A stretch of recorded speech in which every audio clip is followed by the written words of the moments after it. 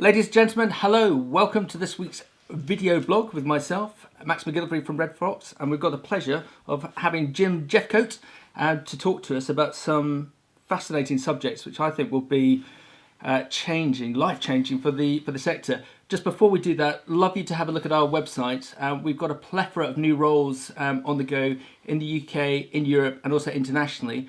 Just in the UK, we've got a very interesting operational role with a vertical farming concern, and we've also just gone live with a fascinating general manager role in East Anglia. So, Jim, please could you tell 10,000 people down the barrel of this lens a little bit of background on yourself, please? Well, I started with Asda in the late 80s as a quality inspector down in their old Avonmouth depot. I then moved up to Leeds as a technologist, and in 1994 I jumped onto the supply side with Foxy UK, then moved to Del Monte.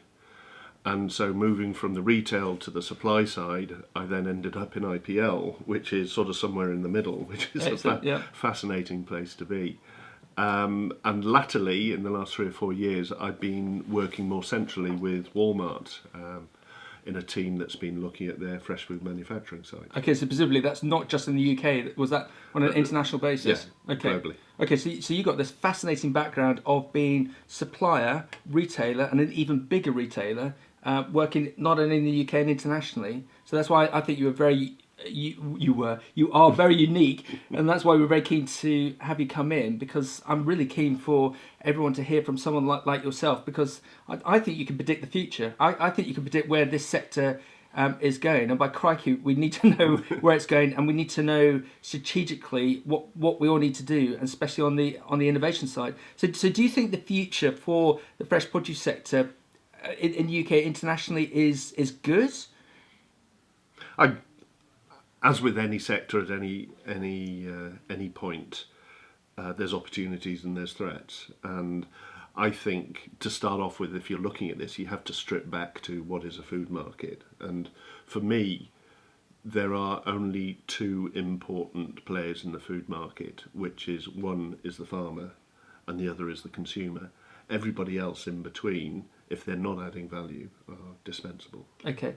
So how does a fresh produce company create success for the next 5-10 years with this change that's happening in the market? Well, I think a lot of the challenge that there's been in the market is around consumer confidence. Yep. And the brands, and I include in the brands the retailers and the big manufacturers, are understandably very keen to improve the level of trust in their products. Absolutely, yeah.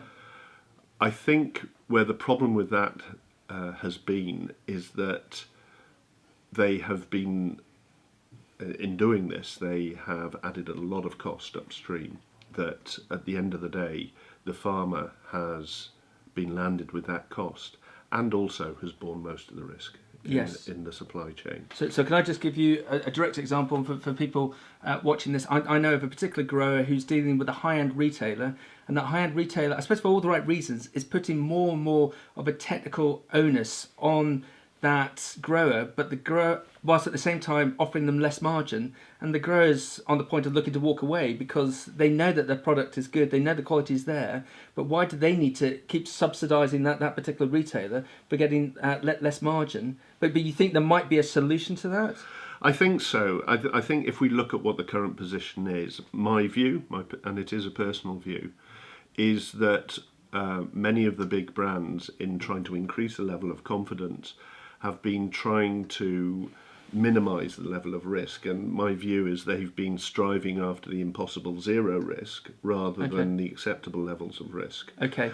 And that it is the difference between the acceptable levels and the zero levels that is creating a lot of the cost and pushing the risk further upstream. Okay. Well, I think looking at what the output needs to be is more effective risk management. Yep. So going for risk management rather than risk aversion. But how do we actually achieve that with the tools that we currently have? So we have things like annual auditing. Yep.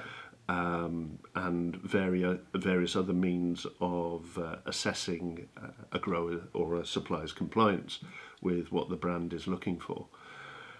I believe a lot of that can be automated so that the decision making is improved, so that we move more to genuine risk management which will not only improve the level of trust that the consumers have in the brand products, but will also be much more efficient and will reduce the cost to the growers. So we could see in a few years down the line the likes of annual audits being scrapped because the onus on the technical front is for the grower to do it themselves, and then the customer, the retailer, will be able to see in real time through technology that everything is all in order, and therefore there won't be the retailer may be able to offer more margin to the grower because the cost element has been removed from the retailer of that onerous technical burden. Yes, and also the risk. Don't forget how much risk costs. Yep. Okay. And I think where that technology can play is it can improve transparency. So Walmart have been doing a lot of great work on blockchain in looking at how that can improve transparency and the speed of communication in their supply chain. But I don't think it's only about that. I personally believe that the important thing is not the blockchain, it is the principle of decentralization. Decentralization, okay. Of information. Is this for the retailer to take this further forward, or for the grower, or is there going to be one lone voice out there, say a grower, that creates this revolution and then everyone follows, or is it going to be a group effort? What do you think? I think that the whole thing about decentralization, instead of going through central entities or institutions, what happens is you end up with a peer-to-peer network. Right. And that peer-to-peer network is able to, through technology, organise itself. So if you take the example of what Uber does, what Uber does on taxis currently, they're looking at moving that out into haulage. Wow. Right, okay. So there's no reason why that principle couldn't be adopted with storage, with packing capacity, everything that is involved in the produce supply chain. Okay. Well, I think it's in its infancy, and I think the organisations such as Uber, such as Airbnb, such as Amazon are the ones that are leading the way with this, leading the way with this concept. I just believe that it will become more widely adopted. We've got a let's make up a figure, £100 million turnover company, and it's 10 years down the line. How do you think it's going to look?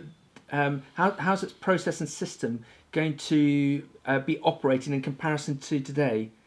What's it going to look like? Well, I think it depends where a lot of that turnover comes from. So if that turnover comes from one or two very large farms, then maybe it's not going to change that much. Okay.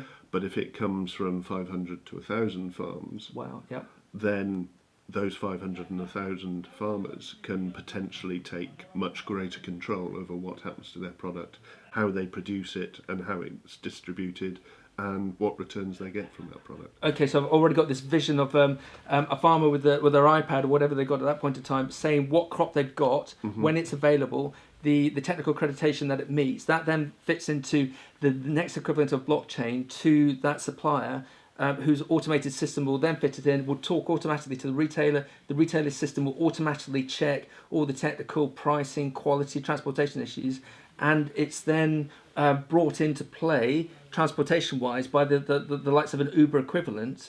And therefore the ultimate result is that there's so much profitability held up within the supply chain, but using that system that you described will be a revolution. So I see that you could have the creation of effectively cyber cooperatives. Okay. Of many growers being able to put their product onto the market. So, ladies and gentlemen, I think we've seen a vision of the future here. It'd be interesting to see who in this sector adopts it, rather than perhaps the silo thinking that we occasionally see. But if you want to get in contact with Jim, you'll see his details on the link. And we look forward to seeing you at our next video blog. Thank you very much. Thank you, Jim. Thanks, Max. Thank you, everyone.